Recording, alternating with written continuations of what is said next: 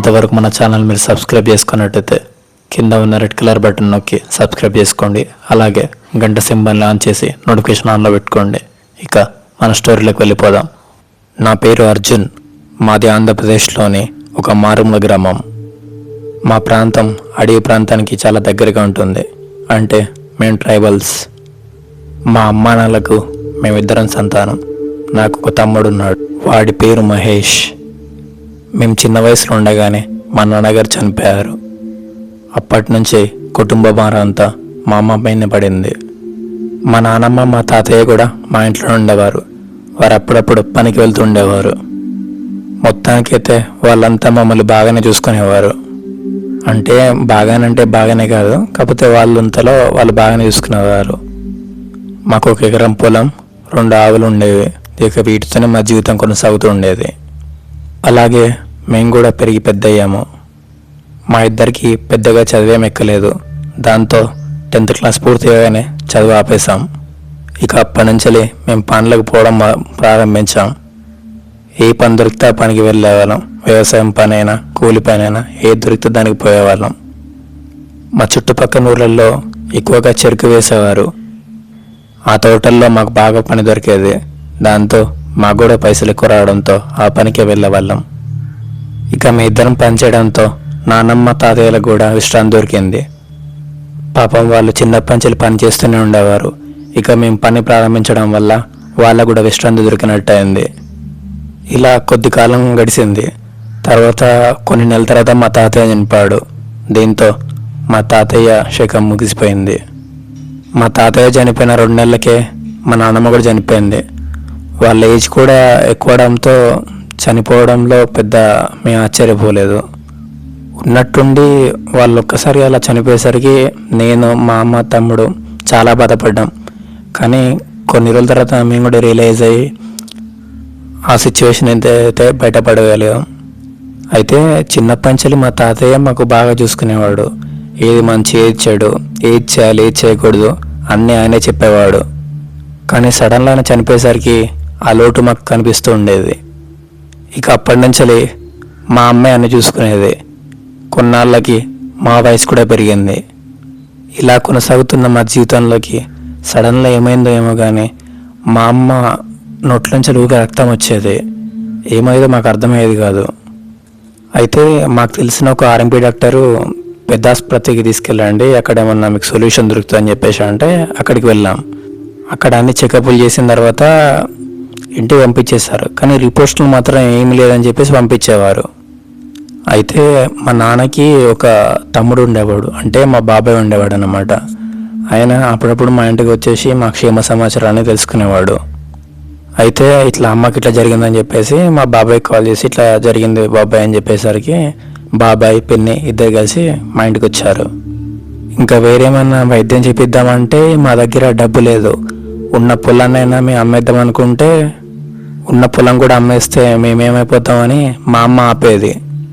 బాబాయ్, పిన్ని అమ్మ ఏమని చెప్పారు, కానీ అమ్మ మాత్రం అస్సలు వినలేదు. లేదు మరది గారు, నాకున్న 2 పిల్లలే, ఉన్న పొలాన్ని కూడా నా వైద్యం గురించి అమ్మేస్తే వీళ్ళిద్దరు ఎట్లా బతుకుతారు? ఇలా ఎంతకీ అమ్మ ఒప్పుకునేది కాదు. ఇక బాబాయ్ వాళ్ళు కూడా చేసేదేం లేక అక్కడి నుంచి వెళ్ళిపోయారు. రోజులు గడుస్తున్నాయి. రోజు రోజుకి మా అమ్మ ఆరోగ్యం మరింత క్షీణించింది. కొన్నాళ్ళకి మంచం పట్టింది. అసలు మంచం నుంచి పైకి లేచేంత ఓపిక కూడా ఉండేది కాదు.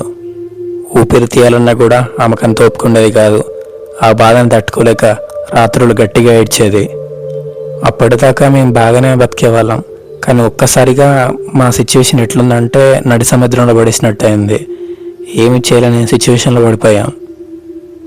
అయితే ఒకరోజు ఉదయాన్నే మా బాబాయ్ మా ఇంటికి రావడం జరిగింది. అయితే అప్పట్లో ఆయన దగ్గర ఒక పాత స్కూటీ ఉండేది. ఏంటి బాబాయ్ ఇంత పొద్దున వచ్చారు అని అడగ్గా, అదేం లేదురా, మీ అమ్మని బతికించుకునే ఒక మార్గం దొరికింది అని అన్నారు. మా అమ్మని రక్షించుకోవడానికి ఏ మార్గం దొరికింది చెప్తాను విను. ఇక్కడ దగ్గరలో ఒక పెద్ద ఆయన ఉన్నాడంట.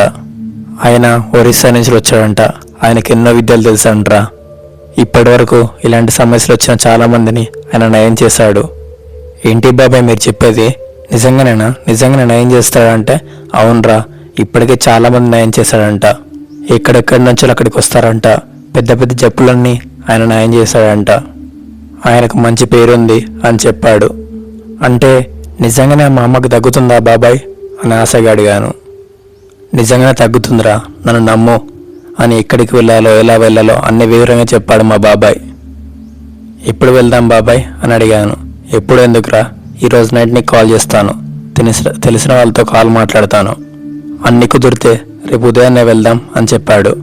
సరే బాబాయ్, నేను అమ్మతోనూ తమ్ముడితోనూ ఈ విషయం చెప్తాను అని అన్నాను. సరేరా, నేను వెళ్తాను, రాత్రికి కాల్ చేస్తాను అని చెప్పేసి బాబాయ్ వెళ్ళిపోయాడు. తర్వాత ఈ విషయాన్ని అమ్మకు తమ్ముడికి చెప్పాను. అమ్మకు ప్రాణం లేచినట్టు అయింది. ఇక మా అమ్మ దేవులను మొక్కడం మొదలుపెట్టింది. అయ్యా, నా బిడ్డలకు నేను ఉన్నాను, దయచేసి మీరే కాపాడండి అని అన్ని దేవుళ్ళను మొక్కుతుంది. అప్పుడు నేను తమ్ముడు, దేవుడైన వాడు ఉన్నాడమ్మా, అందుకే నీకు న్యాయం కాబోతుంది, ఖచ్చితంగా నీకు న్యాయం అవుతుందమ్మా అని అన్నాం. ఇక ఆ రోజు నైట్ 6:30-7 గంటలకు మా బాబాయ్ కాల్ చేసి, అరే అర్జున్, నేను మాట్లాడేశానురా, రేపొద్దున 10 గంటల లోపు రమ్మంటున్నారు వాళ్ళు అని అన్నారు. నువ్వు ఒక పని చేయి, వేరే ఏదన్నా బైక్ తీసుకో, ఆ బైక్ మీద అమ్మని ఎక్కించుకో, నా స్కూటీ మీద తమ్ముడిని ఎక్కించుకొని వెళ్దామని చెప్పేసి అన్నాడు. సరే బాబాయ్ అని చెప్పేసి ఫోన్ కట్ చేసి ఇంటి పక్కన వాళ్ళతోని ఒక బైక్ తీసుకున్నాను వాళ్ళ దగ్గర నుంచి. ఇక ఆ రోజు నైట్ గడిచిపోయింది. తర్వాత రోజు ఉదయాన్నే మా బాబాయ్ మా ఇంటికి వచ్చాడు. ఇక మా అమ్మని నా బండి మీద కూర్చోబెట్టుకున్నాను, మా తమ్ముడేమో మా బాబాయ్ స్కూటీ ఎక్కాడు. అక్కడి నుంచి మా ప్రయాణం మొదలైంది. ఆ గ్రామానికి మా ప్రయాణం మొదలైంది. అయితే ఆ గ్రామం మా దగ్గరలో ఉన్న ప్రాంతమే, కాకపోతే మేము ఎప్పుడూ వెళ్ళలేదు అటు సైడు, అది మరీ మారుమూల గ్రామం. అప్పుడు మా బాబాయ్తో ఇలా అన్నాను, బాబాయ్ ఇలాంటి ఊరుందని చెప్పేసి నాకు అసలు తెలియదు అని అన్నాను. నీకే కాదురా బాబు, నాకు కూడా తెలియదు, కొన్ని నెలల క్రితం అసలు ఇక్కడ ఊరు ఉండేది కాదు, కానీ ఒరిస్సా నుంచి చాలామంది ఇక్కడికి వలస వచ్చేసి ఇక్కడ ఒక తండా నిర్మించుకున్నారని చెప్పాడు. అందులో ఉన్న పెద్ద ఆయనేరా ఇప్పుడు అమ్మని చూసుకోవాల్సింది అని అన్నాడు.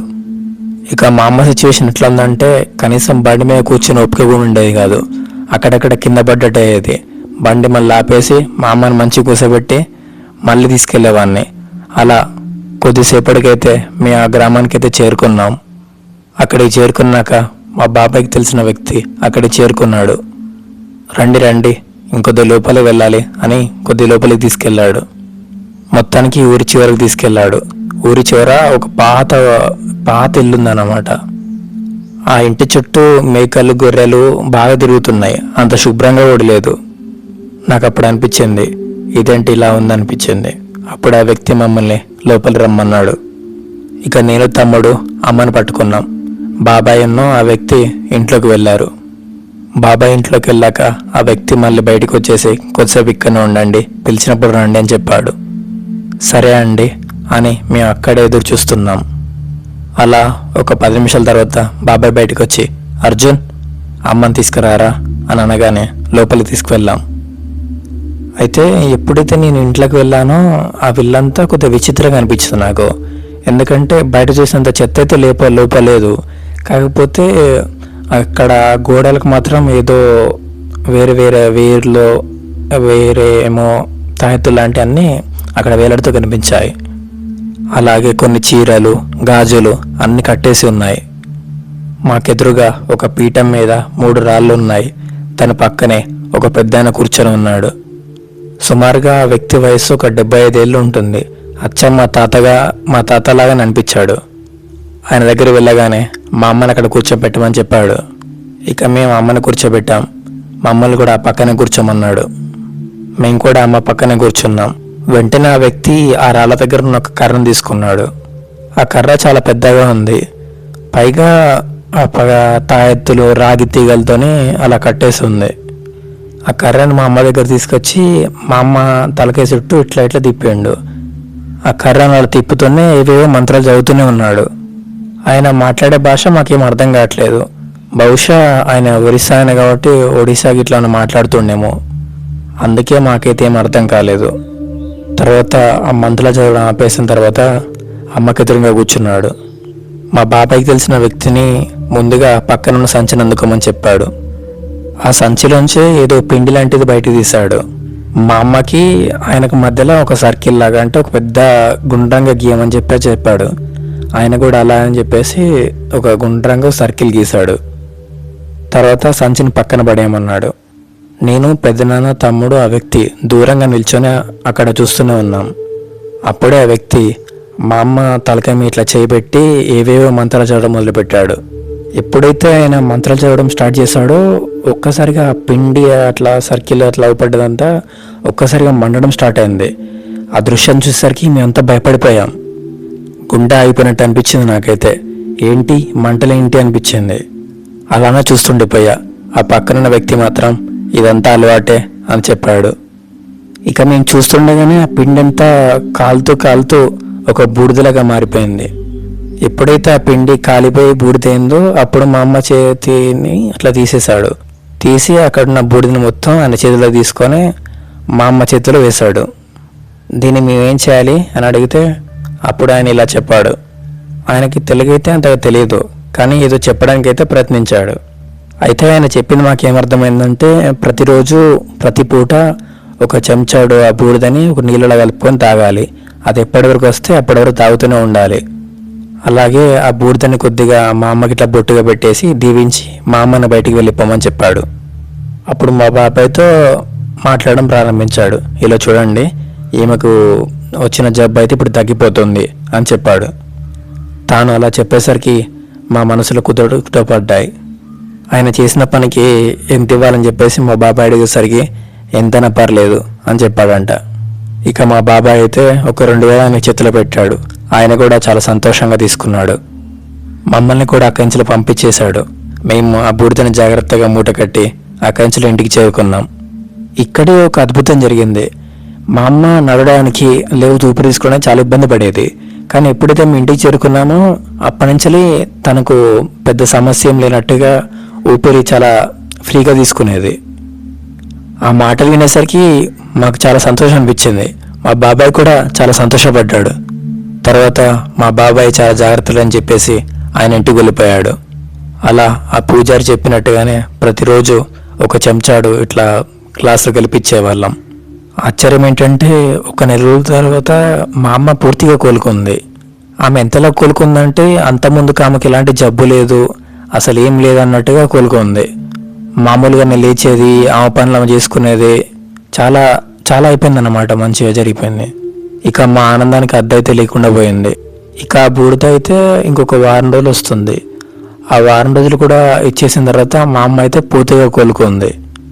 ఇక అప్పటి నుంచి అయితే మా అమ్మకి ఇలాంటి ఆరోగ్య సమస్య అయితే లేవు.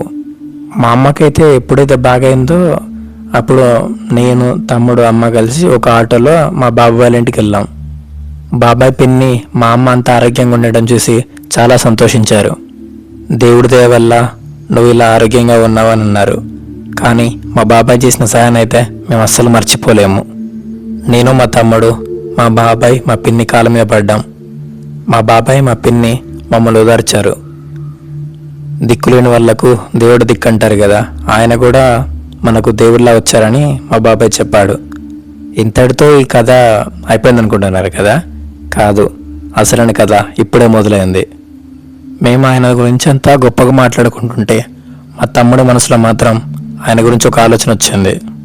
వాడేం ఆలోచిస్తున్నాడంటే ఆ వ్యక్తి అసలు అంత శక్తివంతులకి ఎలా ఉన్నాడు, చూస్తుండగానే ముగ్గు వేసి ఆ ముగ్గు నుంచి ఎలా మంట పుట్టించాడు, అసలు మా అమ్మ చనిపోతుంది అనుకున్నదాన్ని ఎలా బతికించాడు అని వాడిన ఆలోచన మొదలయ్యాయి. ఆ రోజు నుంచి మా తమ్ముడు దాని గురించి ఆలోచిస్తుండేవాడు. వాడికి తెలియకుండానే ఆ తంత్రాలపైన, మంత్రాలపైన, క్షుద్ర పూజల మీద వాడికి చాలా నమ్మకం పెరిగింది. ఒకరోజు ఉదయాన్నే ఇక నేను పనికి వెళ్తూనే, రేయ్ ఇంకా రెడీ అవ్వలేంట్రా అని అడిగాను. రేయ్ నాకు ఒంట్లో బాగాలేదురా, ఒక 2 రోజులు నాకు పనికి రాలేను నేను, అని నువ్వైతే వెళ్ళొచ్చేసేరా అని అన్నాడు. సరేరా, అమ్మనైతే నువ్వు జాగ్రత్త చూసుకో అని నేనైతే పనికి వెళ్ళాను. ఇక అప్పటికి అమ్మ కూడా పూర్తిగా కోలుకుంది, కానీ కొద్దిగా నీరసంగా ఉండేది. అమ్మ ఇంట్లో ఉన్న పనులన్నీ చేసుకుంటుంటే అప్పుడు మా తమ్ముడు, అమ్మ నేను వెళ్ళి ఒకసారి మా ఫ్రెండ్స్ని కలిసి వస్తాను అని అన్నాడు. అయితే అలా చెప్పి వాడు వాళ్ళ ఫ్రెండ్స్ దగ్గరికి వెళ్ళలేదు. మేము మా అమ్మకు బాగా చెప్పిస్తానికి ఏ మాంత్రికుని దగ్గరికి వెళ్ళామో ఆ ఊరికి వెళ్ళాడు. అది కూడా సైకిల్ పైన. ఈ విషయం మాకెవరికి తెలియదు. అయితే అక్కడికి వెళ్ళాక ఆ ఇంటి ముందు వెళ్ళి నిల్చున్నాడంట. అయితే ఇలాంటి వ్యక్తులకు బయట ఎవరు ఉన్నారు, లోపల ఉన్నారు, ముందేం జరుగుతుంది, తర్వాత ఏం జరుగుతుంది అన్నీ తెలిసిపోతాయి. అయితే వీడు ఎప్పుడైతే ఇంటి ముందు నిల్చున్నాడో ఆ పెద్దన తెలిసేసి ఆయన ఇంటి బయటకు వచ్చాడంట.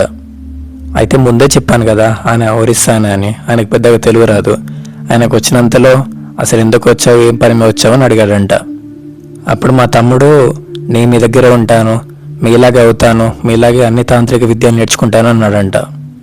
అయితే ఎప్పుడైతే ఆ మాటలు విన్న ఆయనకు మంచి ఆలోచన వచ్చిందంట ఆయనకు. అయితే వయసులో ఉన్న వ్యక్తులు ఎవరైనా వచ్చేసి ఇట్లా తాంత్రిక విద్యలు నేర్చుకుంటా అంటే వాళ్ళు వద్దన్నారంట. కొంతమంది అయితే కావాలనే ప్రభలో పెట్టి ఇలా నేర్పించడానికి కూడా ఆశ పుట్టిస్తారంట. అక్కడ కూడా అదే జరిగింది. అయితే వీటిలో ఉన్న ఆశని ఆయన కనిపెట్టి వెంటనే లోపల తీసుకువెళ్ళాడు. సుమారుగా ఒక 3 గంటల సేపు వాడితో మాట్లాడి తర్వాత వాడిని ఇంటికి పంపించేశాడు. నువ్వు చెప్పినట్టే చేస్తే నీకు అది వస్తుంది అని వాడిని ఇంటికి పంపించేశాడు. ఇక మా తమ్ముడైతే తిరిగి ఇంటికి వచ్చేసాడు. ఇక వడస్తానికి సాయంత్రం అయింది. ఎప్పటికే 1 గంట తర్వాత నేను కూడా ఇంటికి వచ్చేసాను. ఇక నేను అమ్మ మాట్లాడుకుంటుంటే వాడు మాత్రం ఏదేదో ఆలోచిస్తున్నాడు. వాటి చూపులను గమనించి ఏంట్రా ఏం ఆలోచిస్తున్నావు అని అడిగాను. కానీ వాడు మాత్రం నాకు ఏ సమాధానం చెప్పట్లేదు. సరే కానీ రేపు పనికి వస్తావా లేదా అని అడినాను. లేదన్నా ఇంకొక 2 రోజులు కావాలన్నాడు. వాడు నిజానికైతే పని రెగ్యులర్గా వస్తాడు, కానీ అడక్కడగా అట్లా అడిగేసరికి సర్లే అని నేను కూడా అన్నాను. అంతగా బాగాలేకపోతే ఇంట్లోనే కూర్చొని విశ్రాంతి తీసుకో అని చెప్పాను. ఇక అప్పటికే కొద్దిసేపు మాట్లాడుకున్న తర్వాత బాగా చీకటి అయిపోయింది. తర్వాత మేము భోజనం చేసాం. తీరా మేము అందరం పడుకునే టైంకి వాడొచ్చి, అన్నయ్య ఈ రోజు నుంచి నేను మా ఫ్రెండ్తో పడుకుంటాను అని అన్నాడు. నాకు ఆశ్చర్యం అనిపించింది. ఇదేంట్రా ఎప్పుడు లేనిది మీ ఫ్రెండ్తో పడుకుంటానంటావేంటి? లేదన్నయ్య, ఇన్ని రోజులు అమ్మకు బాగాలేదు కాబట్టి ఇంట్లోనే ఉన్నాను. ఇక ఒక 2-3 రోజులు అట్లా మా ఫ్రెండ్తో పడుకుంటాను, అప్పుడైతే నా మైండ్ కొద్దిగా రిలాక్స్ అవుతుంది కదా అన్నాడు. సరేలే అని నేను కూడా పంపించడం జరిగింది. కానీ వాడు మాత్రం సైకిల్ తీసుకొని వాళ్ళ ఫ్రెండ్కి ఇంటికి వెళ్ళేవాడు కాదు, ఊరి చివరిలో ఉన్న శ్మశానానికి వెళ్ళేవాడు. ఒంటిపైన బట్టలన్నీ తీసేసి ఏవేవో మంత్రాలు చదువుతుండేవాడు. ఇలా 1 రోజు కాదు 2 రోజులు కాదు, సుమారుగా ఒక 1 వారం రోజులు మా ఫ్రెండ్ దగ్గర పడుకుంటాననేవాడు. అయితే నాకు ఒక రోజు అనుమానం వచ్చింది. ఒరేయ్, రోజు ఫ్రెండ్ దగ్గరికి వెళ్తున్నా అంటున్నావు కదా, అసలు ఏ ఫ్రెండ్ దగ్గర పడుకుంటున్నావు అని అన్నాను. నేను నా ఫ్రెండ్ రాజు వాళ్ళ ఇంట్లో పడుకుంటున్నాను అని అన్నాడు. అవునా, సరే అని వాడిని పంపించడం జరిగింది. అయితే ఆ రోజు రాత్రి కూడా వాడు శ్మశానం చేరుకొని వాడి ప్రక్రియలన్నీ ముగించుకొని తెల్లవారుజామున ఇంటికి చేరుకున్నాడు. మళ్ళీ ఇంట్లోకి వచ్చి ఇంట్లో పడుకున్నాడు. నేను పనికి వెళ్ళాలని లేపాను, కానీ వాడు మాత్రం అన్నయ్య ఈరోజు బాగా అలసిపోయాను, ఈరోజు కూడా పనికి రాలేను అన్నాడు. కానీ ఈసారి మాత్రం నాకు చాలా కోపం వచ్చింది. ఎందుకంటే అంతకుముందు కంటే అమ్మకు బాగాలేని చెప్పేసి రెస్ట్ తీసుకున్నాడు, ఓకే, కానీ ఇప్పుడు అమ్మకు బాగానే ఉంది. అట్లా వాడు అట్లా నేను రాను అని చెప్పేసరికి నాకు అసలు నచ్చలేదు. ఏమోలే అని చెప్పేసి ఇట్లా బయటికి వెళ్ళేసరికి వీడి స్నేహితుడు రాజు అయితే నాకు ఎదురుపడ్డాడు. నిజానికి రాజు వాళ్ళు ఉండేది ఊరి చివరిలో, అంటే వాళ్ళది ఊరి చివర ఉన్న ఒక వీధి అన్నమాట. సాధారణంగా నేనైతే అటు సైడ్ వెళ్ళాను, వీడి ఫ్రెండ్స్తో కూడా ఎక్కువ మాట్లాడాను. సాధారణంగా అయితే నేను వాళ్ళ ఫ్రెండ్స్తో మాట్లాడాను, కానీ వీడు రోజు వాంతనే పడుకుంటున్నాడు కదా అని చెప్పేసి వాడిని పిలిచి అడిగాను, రే రాజు ఇలా రా అనేసరికి వాడైతే వచ్చాడు. ఏంటన్నా, ఏంటో చెప్పు అని అన్నాడు. ఏమీ లేదురా, మా తమ్ముడు ఉన్నాడు కదా, వాడు రోజు రాత్రి మీ ఇంటికి పడుకోవడానికి వస్తున్నాడా? మీ తమ్ముడు మా ఇంటికి పడుకోవడానికి రావడం ఏంటన్నా అని తెలియనట్టు అడిగాడు. అదేంట్రా అలా అంటావు? వాడేమో రోజు మీ ఇంటికి వస్తాను, మీ ఇంటికి వచ్చేసి మీ మేడ మీద పడుకుంటున్నా అంటూ ఉంటాడు. రోజు నువ్వు వాడు అక్కనే పడుకుంటున్నారంటే కదా అని అన్నాడు. లేదన్నా, వాడు మా ఇంటికి రావట్లేదు, మా ఇంటి దగ్గర పడుకోవట్లేడని అన్నాడు. వాడు అలా అనేసరికి నాలో అనుమానం మొదలైంది. అరే వీడేంటి రోజు రాజుగారి దగ్గర పడుకుంటున్నాడు, కానీ వీడిని అడిగితే వీడు ఎలా అంటున్నాడు? లేదు, ఖచ్చితంగా వీడు తప్పు చేస్తున్నాడు అనిపించింది. ఏమైందన్నా అలా అడుగుతున్నావు అని అన్నాడు. ఏమీ లేదు లేరా అని చెప్పేసి రాజుగారిని అయితే అక్కడి నుంచి పంపించేశాను. ఇక ఆ రోజు రాత్రి మా తమ్ముడు ఏం చేస్తున్నాడో అయితే గమనించాలనుకున్నాను. ఇక ఎప్పట్లాగే నేను అమ్మ రాత్రి నిద్రపోయాం, కానీ నేను మాత్రం నిద్రపోలేదు. ఏదో నిద్రపోతున్నట్టుగా నటిస్తున్నాను అంతే. సరిగ్గా రాత్రి 10 గంటలు కాగానే అన్న నేను రాజు వాళ్ళ ఇంటికి వెళ్తున్నాను అని అక్కడి నుంచి బయలుదేరాడు. వీడైతే ఎప్పుడైతే బయలుదేరాడో కొన్ని నిమిషాలు ఆగేసి నేను కూడా పైకి లేచాను. అప్పటికే మా అమ్మ నిద్రపోయింది. ఎలాంటి చప్పుడు చేయకుండా మెల్లగా బయటికి చేరుకున్నాను. అప్పటికే మా తమ్ముడు వీధి చివరికి చేరుకున్నాడు. నిజానికి మా వీధి ఎలా ఉంటుందంటే పక్క పక్కన ఉంటుంది. ఊరికి మొదట్లోనే మా వీధి ఉంటుంది. నిజానికి వెళ్ళాలంటే రాజు వాళ్ళది రైట్ సైడ్ వెళ్ళాలి, కానీ వీడు మాత్రం లెఫ్ట్ సైడ్ వెళ్ళాడు. లెఫ్ట్ సైడ్ ఏముందంటే చెరువు ఉంటుందన్నమాట. ఇక వాడు ఎప్పుడైతే లెఫ్ట్ సైడ్ తీసుకొని చెరువు సైడ్ వెళ్తున్నాడో నేను కూడా గబగబా నడుచుకుంటూ వెళ్ళాను. అయితే కొద్ది దూరం వెళ్ళేసరికి వాడికి ఏం అనుమానం వచ్చిందేమో కానీ ఒక్కసారిగా వెనక్కి తిరిగి చూశాడు. ఇక వాడికి అనుమానం వచ్చిందని చెప్పేసి నేను వెంటనే పొదల్లో దాక్కున్నాను. ఇక కొద్దిసేపు అలా చూసి వాడు శ్మశానం ఉన్న సైడ్ వెళ్తున్నాడు. ఇక ఆ మార్గం ఎలా ఉంటుందంటే పొలాల గట్లమైన చాలా భయంకరంగా ఉంటుంది.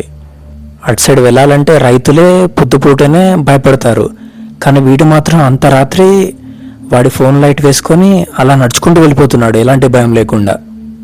నేను వీడిని అలానే ఫాలో అవుతూనే ఉన్నాను.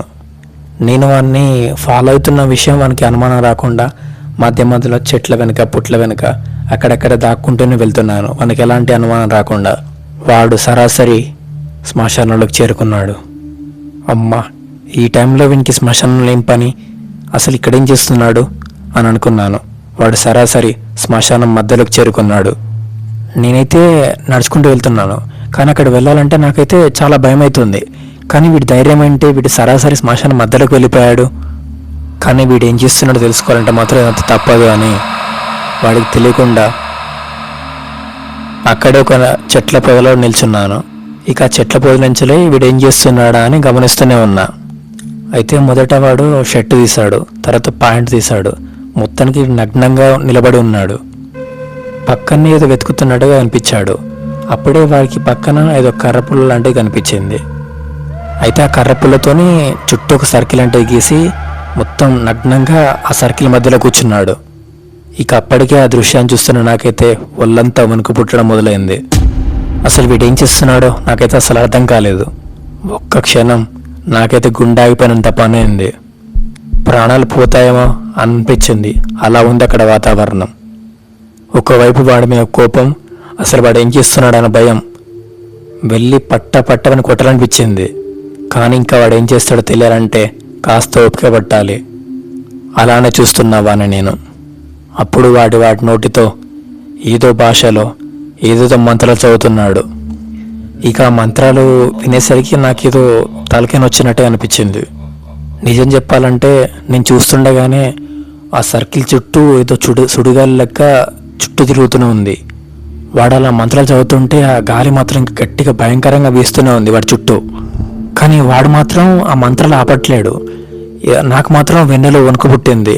కాళ్ళు వణుకుతున్నాయి, చెమటలు పడుతున్నాయి. నాకైతే మతి భ్రమించినట్టుగా అనిపిస్తుంది. కానీ వాడిలో మాత్రం ఎలాంటి చలనం లేదు. ఏవే మంత్రాలు చదువుతూనే ఉన్నాడు. ఇక మంత్రాలు చదవడం ఆపేసిన తర్వాత ఒక్కసారిగా కళ్ళు తెరిచాడు. వాడు ఎప్పుడైతే కళ్ళు అట్లా తెరిచాడో ఒక్కసారిగా దుమ్ము ధూళి చుట్టూ తిరగడం ఆగిపోయిందనమాట. అప్పుడు కాస్త ప్రశాంతంగా అనిపించింది. నేను చూస్తుండగానే వాడు పైకి లేచాడు. పైకి లేచి ఎవరికో నమస్కరిస్తున్నట్టుగా కనిపించాడు. తల వంచి నమస్కరిస్తూ ఎవరితోనో ఏదో మాట్లాడుతున్నట్టుగా అనిపించింది. కానీ వీడు ఏం మాట్లాడుతున్నాడో నాకంత క్లియర్గా వినిపించట్లేదు. కానీ వాడి ఎదురుగా ఎవరో మనిషి ఉన్నట్టుగా వాళ్ళతో మాట్లాడుతున్నట్టుగా మాట్లాడుతున్నాడు. ఇక అప్పటికే తన ప్రవర్తన చూసరికి నేను ఖచ్చితంగా ఆ రోజు నైట్ చచ్చిపోతా అనిపించింది. ఇక ఏం జరుగుతుందా అని చూస్తున్నాను. అప్పటికే అక్కడ జరిగినంతా వాడు ఆపేసి ఆ ప్రక్రియను అక్కడితో ఆపేశాడు. ఇక వాడు బట్టలు అయితే వేసుకున్నాడు. ఇక ఏం జరగనట్టుగా ఊరి సైడ్ వెళ్తున్నాడు. ఇక నాకు అప్పటికి ఒక క్లారిటీ అయితే వచ్చింది, వీడు ఖచ్చితంగా క్షుద్ర పూజలు నేర్చుకుంటున్నాడని. నాకు విపరీతమైన భయం, కోపం చాలా ఉంది. ఇక భయపడుతూనే వాడి వెనకగానే మనకి అడుగుపడకుండా వచ్చేసాను. అయితే వాడు అలా నడుచుకుంటూనే ఊరి చివరున్న ఒక చెట్టు కిందకైతే చేరుకున్నాడు. ఆ పక్కన ఉన్న పొదల్లోకి చేరుకొని వాడిలో వాడేదో మాట్లాడుకుంటూనే ఉన్నాడు. అసలు అంత రాత్రి వాడు శ్మశానంలో ఏం చేస్తున్నాడు, అసలు ఇది అంతరికి ఏంటి కారణం తెలుసుకోవాలని మీకే కాదు నాకు కూడా ఆత్రంగా ఉంది. వీడియో లెంత్ ఎక్కువ అవడంతో 2 పార్ట్స్గా విభజించాం. తర్వాత ఏం జరిగిందో నెక్స్ట్ పార్ట్లో తెలుసుకుందాం. ఈ వీడియో మీకు నచ్చినట్టయితే ఈ వీడియోకి ఒక లైక్ వేసుకోండి. ఇలాంటి మరిన్ని వీడియోస్ కోసం మన ఛానల్ సబ్స్క్రైబ్ చేసుకోండి. తిరిగి తర్వాత వీడియోలు కలుద్దాం. Thank you. జై హింద్.